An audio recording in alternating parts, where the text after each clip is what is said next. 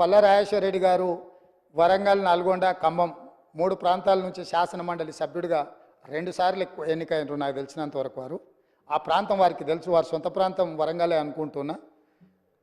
కాళోజీ కళాక్షేత్రం వరంగల్లో మొదలుపెట్టి 9.5 సంవత్సరాలు అయిందో, మరి ఎన్ని ఏళ్ళు అయిందో, 9.5 ఏళ్ళు వాళ్ళ అధికారంలో ఇంతవరకు పూర్తి కాలేదు అధ్యక్ష.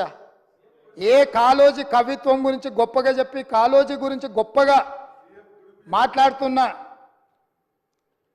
వాళ్ళు ఈ ప్రస్తావన తెచ్చిన పల్లా రాజేశ్వరరెడ్డి గారు, నేను మీకు గుర్తు చేయదలుచుకున్న కాళోజీ కళాక్షేత్రం వరంగల్లో మొదలుపెట్టింది ఎప్పుడు, ఈ రోజుకు అక్కడ మొండి గోడలతో నిలబడ్డది.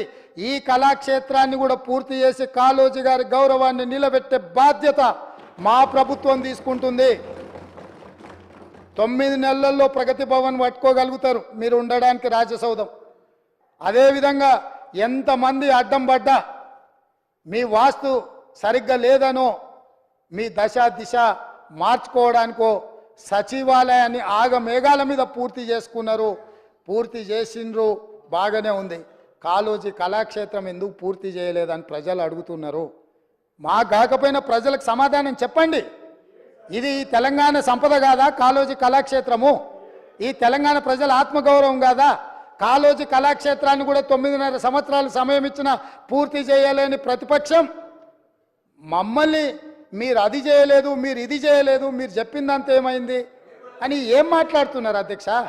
మాట్లాడే ముందు ఒక్కసారి జీడిగింజను అడిగిండ్రంట, ఏంది నీ సంగతి అని. నాకేటి సిగ్గు, నేను మొత్తం నల్లగానే ఉన్నా కదా, ఏ పక్క చూసినా అని అన్నదంట.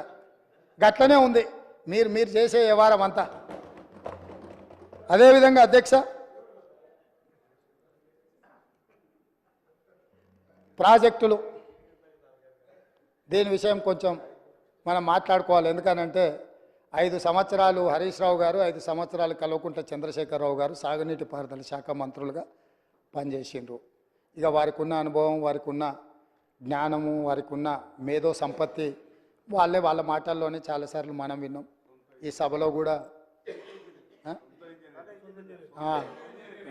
వారే డాక్టరు, వారే లాయరు, వారే ఇంజనీరు, వారే స్ట్రక్చరల్ ఇంజనీరు, వారే 80,000 పుస్తకాలు చదివి వాళ్ళ మేధస్సుతోనే నిర్మించారు. మేడిగడ్డ కడితే మేడిపండు అయింది. ఇక అన్నారం సంగతి నేను చెప్పాల్సిన పర్లేదు. సుందీళ్ళు ఎప్పుడేమవుతుందో తెలియదు, పంపు సెట్లు ఏమైనాయో తెలియదు.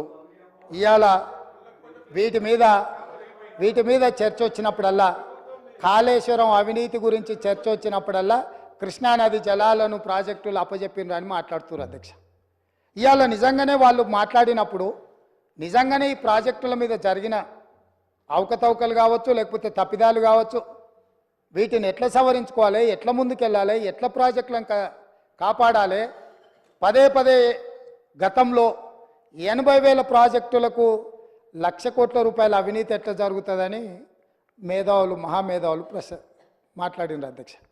ఇవాళ 1,47,000 కోట్ల రూపాయలకు అంచనాలు వచ్చినాయి. 97,500 కోట్ల రూపాయలు ఇప్పటికే కాంట్రాక్టర్లకు పేమెంట్లు చేసారు. ఇంకో 10,000 కోట్ల రూపాయలు పెండింగ్ ఉన్నాయని అధికారిక లెక్కలు చెప్తున్నాయి అధ్యక్ష.